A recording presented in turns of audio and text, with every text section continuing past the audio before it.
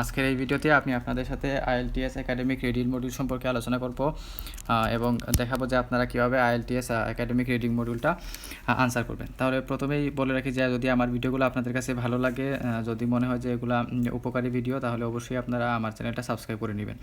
তাহলে প্রথমেই আপনাদেরকে বলে রাখি, যখনই আপনারা IELTS একাডেমিক রিডিংটা মানে রিডিং মডিউলটা যখন আনসার করবেন, তখন যখনই দেখবেন যে এটা ট্রু ফলস টাইপের কোয়েশ্চনস অথবা এটা গ্যাপ ফিলিং টাইপের কোয়েশ্চন, তখন আপনারা কী করবেন যে প্রথমে প্যাসেজটা না পড়ে প্রথমে কোয়েশ্চনগুলো পড়ার চেষ্টা করবেন এবং এখান থেকে যে ইনস্ট্রাকশন দেওয়া আছে এটা পড়বেন, তারপরে কোয়েশ্চনগুলো থেকে কিওয়ার্ড বের করার চেষ্টা করবেন। তাহলে প্রথমেই আমি শুরু করছি। এখানে দেওয়া আছে, দেখেন এটা হচ্ছে গ্যাপ ফিলিং টাইপের কোয়েশ্চন। তো এখানে আমার প্রথমেই যেটা দেখব যে এখানে দেওয়া আছে, আমরা এখানে ইনস্ট্রাকশনটা ফলো করব। প্রথমেই বলছি এখানে দেওয়া আছে ওয়ান ওয়ার্ড অনলি। আমরা প্রথমেই খেয়াল রাখবো যে এখানে ওয়ান ওয়ার্ড আমাদেরকে ইউজ করতে বলছে। তারপরে আমরা একটু এই হেডলাইনটা পড়ে নিব, নাটমেগ ট্রি অ্যান্ড ফ্রুইট। আমাদের সুবিধা হবে এটা পড়ে নিলে। তারপরে দেখেন আমরা প্রথম কোয়েশ্চনটা পড়তেছি, the leaves of the tree. এখানে লিভস হচ্ছে দেন হচ্ছে shape, the leaves of the tree R dash in shape.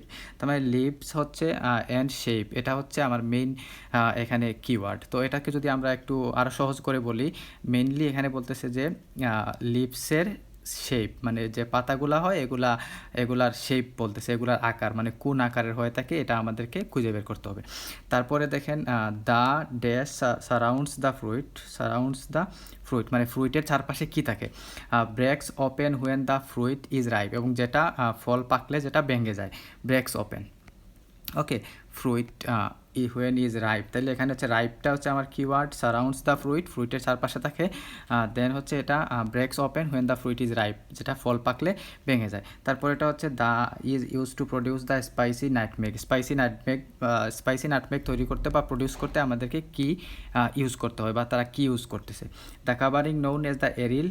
তারপর এখানে হচ্ছে আমার মেইন কিওয়ার্ডটা হচ্ছে aryl is use to produce, মানে এরিলটা কি প্রডিউস করতে ব্যবহৃত হয়। তাহলে এই হচ্ছে আমার প্রথম চারটা কোয়েশন। আমরা মোটামুটি এখান থেকে কিওয়ার্ডগুলো জেনে নিলাম। এখন আমরা পেসেজে চলে যাব। ওকে, তাহলে আমরা পেসেজে যাচ্ছি। দেখেন এটা ছিল আমার পেসেজ দেওয়া। দ্য নাটমেগ ট্রি, প্রথমেই বলতেছে যে দ্য নাটমেগ ট্রি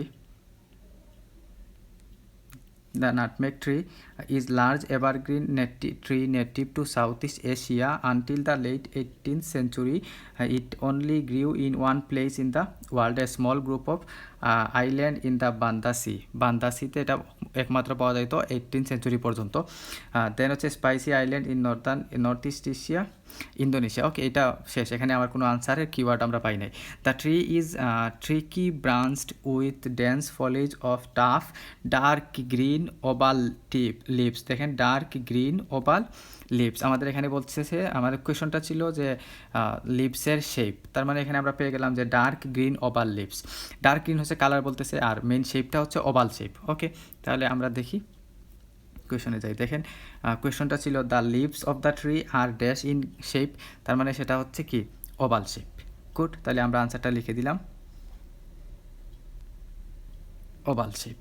ঠিক আছে, দেখেন এইভাবে যদি আপনারা পড়েন কি কোয়েশনগুলা এবং প্যাসেজের মধ্যে যে আনসারটা দেওয়া থাকে এটা সবসময়ই কী হয়, সেটা প্যারাফ্রেজ থাকে। ওইখানে বলছে যে dark green oval shape leaves, আর এখানে বলছে the leaves of the tree R dash in shape, তার মানে ওভাল ইন শেপ, রাইট? এরকম থাকে আপনার কোয়েশনগুলা মেইনলি প্যারাফ্রেজ করা থাকে। তো আপনাদেরকে প্যারাফ্রেজটা আগে বুঝতে হবে। এই জন্য আমি বলি সবসময় যে আপনারা কোয়েশনগুলো পড়ে এটার বাংলা বুঝতে চেষ্টা করবেন যে বাংলা এটা কি বলছে। ওকে, তাহলে নেক্সট কোয়েশন দেখি আমরা। দ্য ড্যাশ সারাউন্ডস দ্য ফ্রুইটের চারপাশে থাকে এবং এটা ফল পাকলে ভেঙে যায়। ওকে, আমরা এখন কোয়েশনে যাই। হ্যাঁ, তো পেসেজটা পড়ি। Produce a small yellow bell shaped flowers. এখানে বলছে বেল শেপড ফ্লাওয়ার্স মানে হচ্ছে ফ্লাওয়ার্সের শেপটা বলতেছে। And pale yellow pear shaped fruits. Okay, pear shaped fruits মানে ফ্রুইটের শেপটা বলছে, এখানে আমাদের কোনো কোয়েশ্চেন নাই। The fruit is encased in a fleshy husk. দেখেন ফ্লেশি হুস্ক, তার মানে কি যা ফ্রুইট এনকেজড অ্যান্ড সারাউন্ডস দুইটা কিন্তু সিমিলার মিনিং। তার মানে কি the fruit is encased in a fleshy husk. Okay, তার মানে কি fleshy husk. When the fruit is ripe, দেখেন fruit is ripe, the husk splits into and breaks open, দুইটা কিন্তু সিমিলার মিনিং। তার মানে কি আমার আনসারটা এখানে the fruit is encased in a fleshy husk, তাহলে হাস্কটা হচ্ছে আমার এখানে মেইন আনসারটা কি হাস্ক। ওকে, আমরা এখন কোয়েশনে যাই। দেখেন the husk surrounds the fruit, right? The husk surrounds the fruit, ফ্রুইটের চারপাশে কী থাকে? হাস্ক থাকে। তাহলে এটা হচ্ছে আমার এখানে আনসার।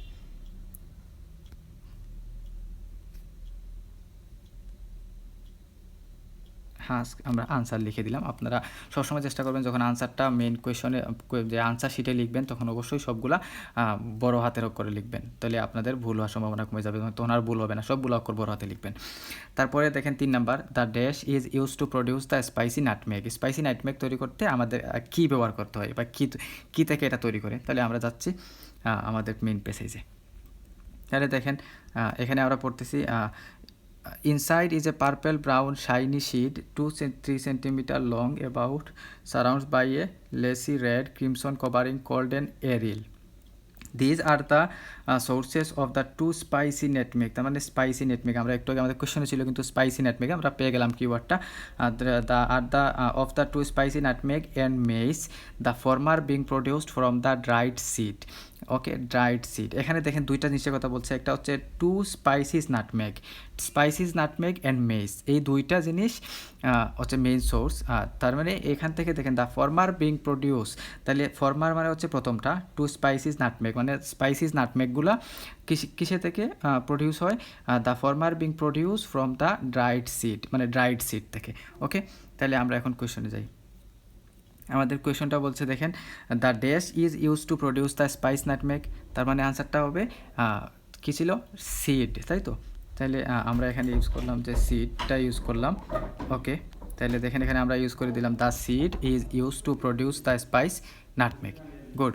ওকে, তারপরে দেখেন আমরা নেক্সট কোয়েশনে যাচ্ছি। The covering known as the aril is use to produce, তার মানে এই যে এরিলটা থাকে সেটা আসলে কি ইজ ইউজ টু প্রডিউস মানে কি প্রডিউস করতে ব্যবহৃত হয়। তাহলে আমরা কোয়েশনে যাচ্ছি। দেখেন আমরা কোয়েশনটা পড়লাম and the latter from the aril. Okay, তাহলে এরিল থেকে কী উৎপাদিত হয়? দেখেন লেটার বলতে এখানে মেইসটা বোঝাচ্ছে, the two spices nutmeg and mace and latter from the aril. Latter from the aril মানে হচ্ছে এই মেইসটা কিসে থেকে উৎপাদিত হয়? সেটা হচ্ছে এরিল থেকে। তাহলে আমরা এখান থেকে আনসারটা পেয়ে গেলাম খুব সহজেই, সেটা হচ্ছে the covering known as the aril is use to produce mace, right? খুব সহজে আমরা অ্যান্সারটা পেয়ে গেলাম, এটা হচ্ছে মেইস। আর এটা বানান যখন লিখবেন তখন অবশ্যই পেসেজ থেকে দেখে নেবেন, তাহলে ভুল হবে না। তাহলে এটা আমরা পেয়ে গেলাম। ওকে, তাহলে এই হচ্ছে এইভাবে যদি আপনারা আনসার করেন যে পেসেজটা প্রথমে আপনারা কী করবেন যে মেইন যে কোয়েশনগুলো আছে ওগুলো পড়বেন। এট ফার্স্ট আপনারা ইনস্ট্রাকশনটা দেখবেন যে ইনস্ট্রাকশনে কী বলা আছে, যেখানে এখানে ইনস্ট্রাকশন হচ্ছে কমপ্লিট ওয়ান ওয়ার্ড অনলি।